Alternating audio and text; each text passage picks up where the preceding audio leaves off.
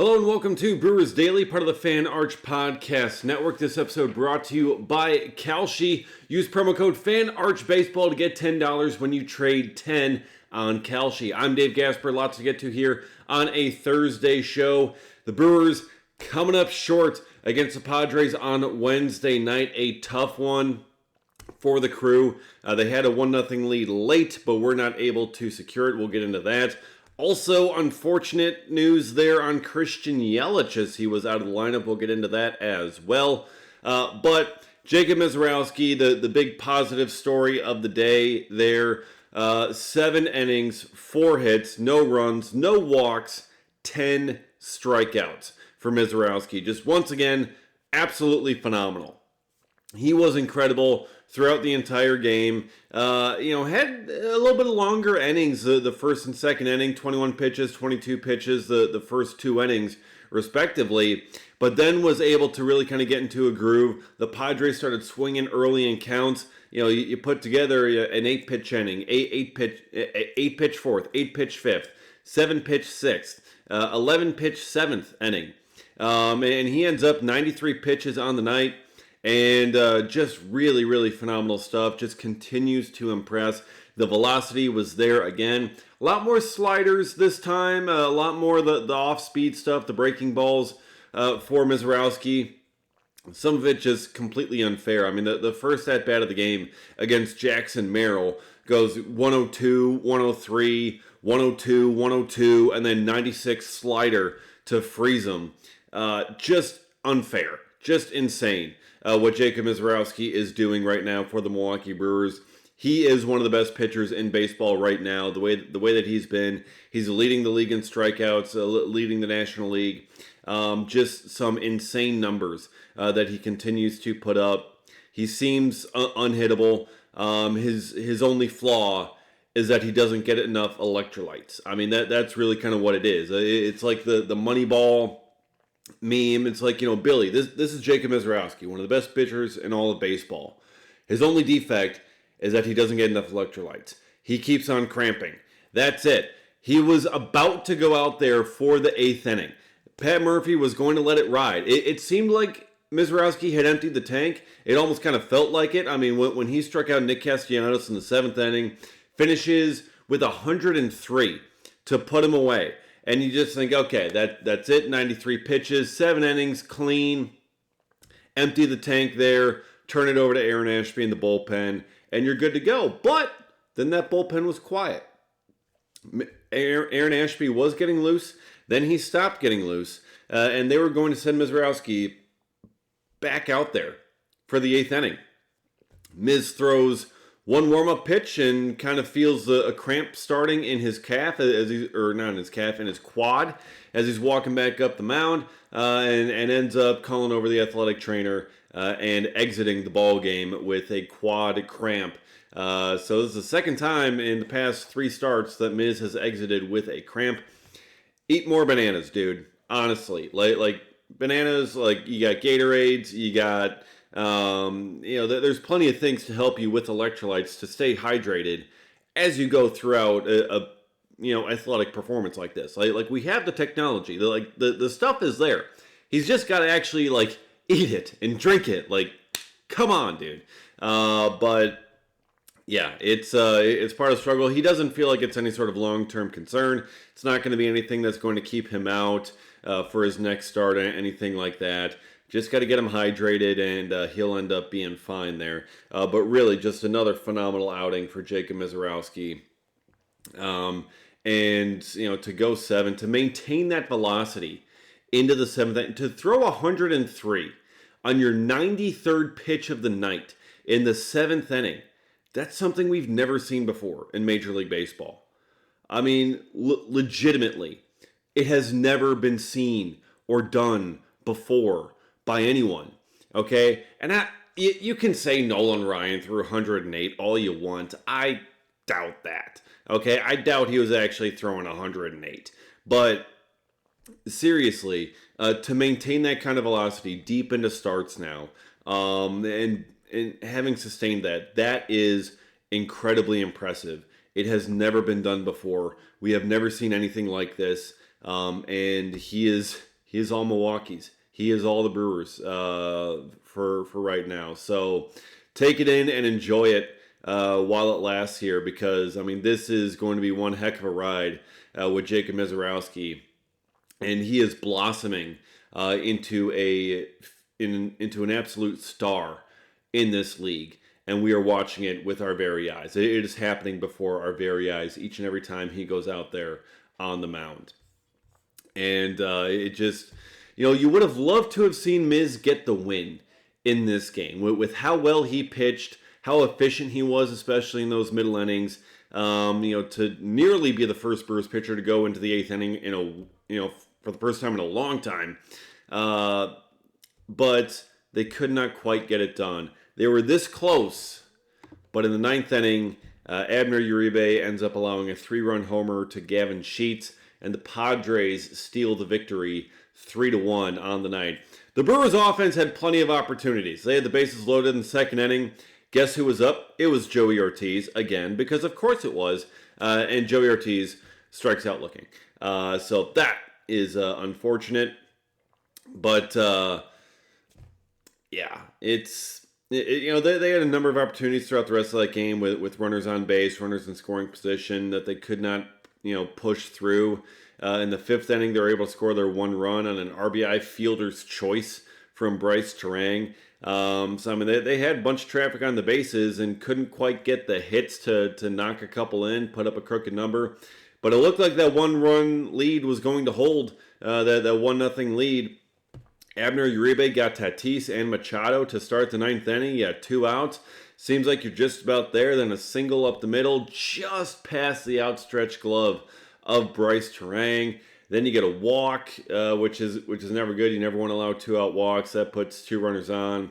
And then Gavin Sheets takes a hanging slider and puts it into the Padres bullpen. And that's all she wrote. Brewers not able to answer in the bottom of the ninth against Mason Miller. Mason Miller also electric. He was also lighting it up at 102 miles an hour. He's got that velo. He's nasty as well. But yeah, just an unfortunate way for that game to end for the Brewers. And it was a well-pitched game for Misiorowski, for Aaron Ashby, who went 3 up, 3 down. And Abner Uribe was almost there. Almost had it, but could not quite finish it. He was very upset, after the game. Was not happy. Said, why should I be happy? The question to him was not asked anything about him being happy, but he was certainly not thrilled with his own performance, and he's going to be the first one to tell you that. He's the first one that feels horrible about how he pitched. So that does that is part of the struggle that these professional athletes go through throughout the season. When they struggle with performance, when they don't play well, and they know it costs their team a win, they feel worse about it than any of the fans do. I can guarantee you that much. But the Brewers have a chance to bounce back here today and try and get a win in the rubber match. And, with this game coming up on Kalshi, you can trade every single game.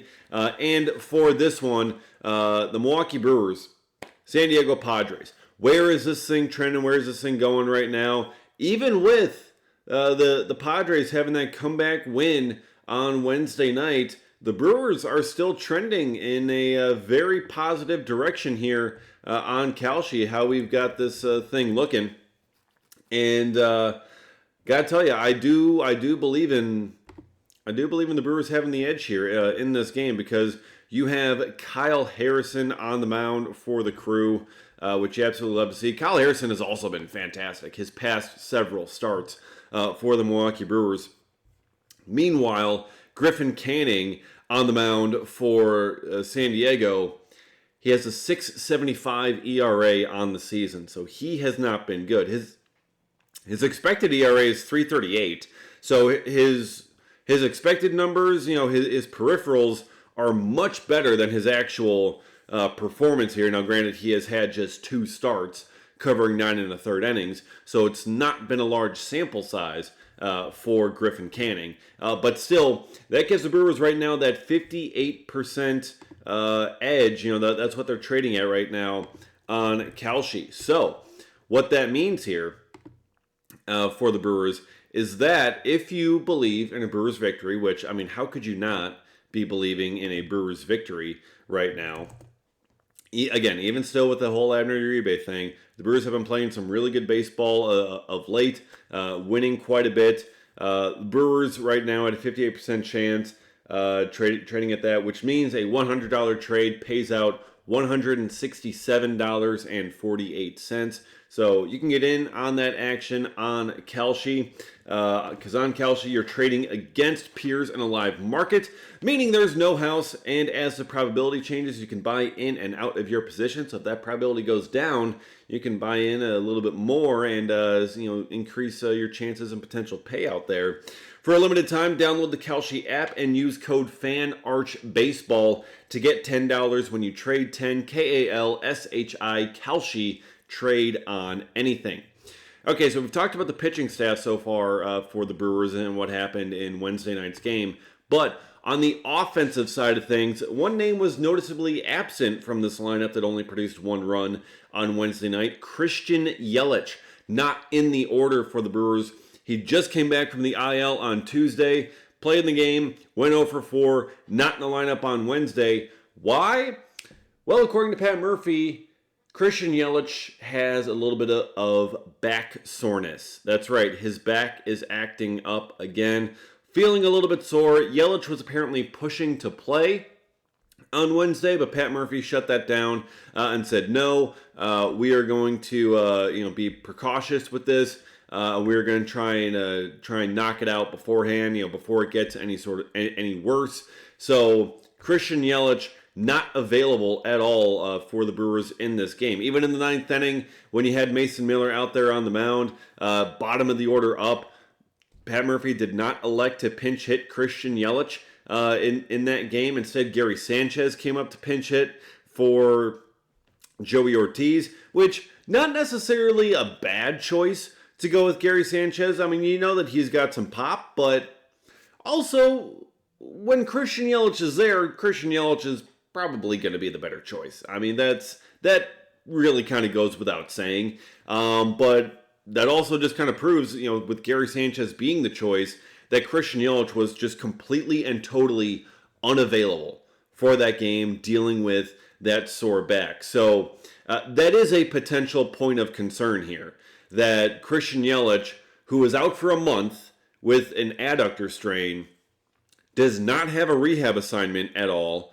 comes back, plays one game, and then is out the next day with back soreness, and is unavailable completely. Not even a pinch hit, anything. Even with Yelich pushing to play, according to Murph, the fact that he was not able to get himself a pinch hit at bat there in the bottom of the ninth with the Brewers down by 2 and a runner on first, a home run would have tied that game.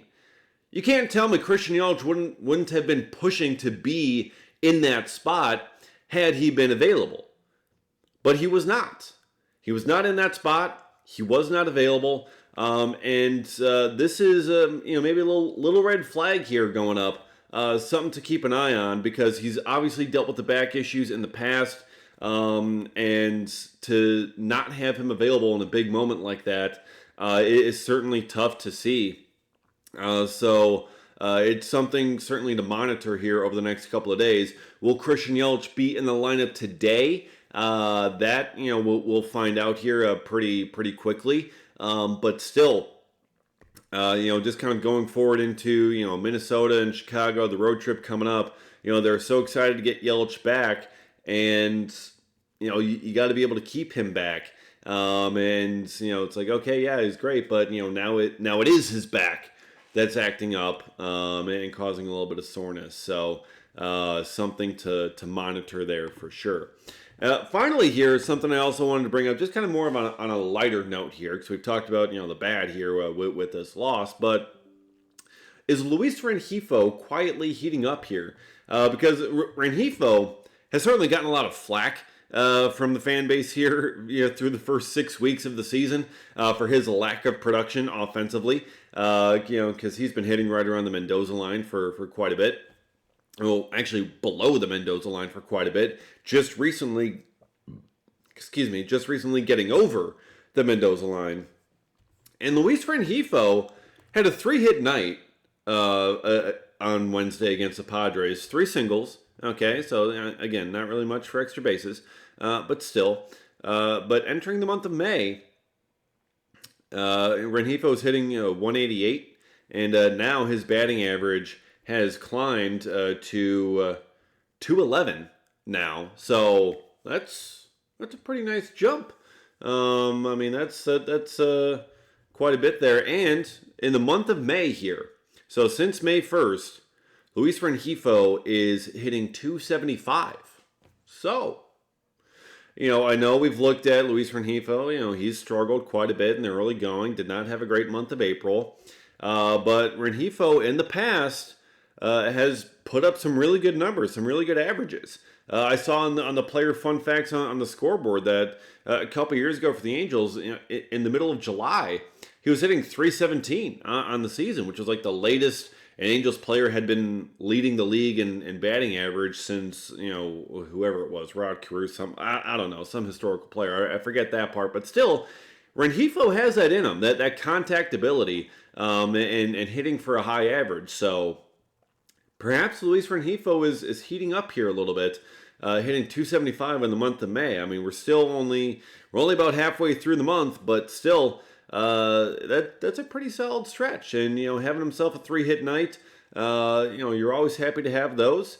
And we'll see if he's able to keep that up and trying to basically keep his job playing in the starting lineup just about every single night, because again, those prospects are going to be coming at some point soon, but they're not here yet. So we'll see if Luis Rengifo can continue heating up and if the Brewers can get the series win over the Padres this afternoon. If you've enjoyed the show, appreciate you. And, if you haven't subscribed already, I would encourage you to as well get notified every single time a new episode drops. Follow me on Twitter as well at dgasper24. Appreciate all of you watching and enjoying, and we'll see you again next time for another episode of Brewers Daily.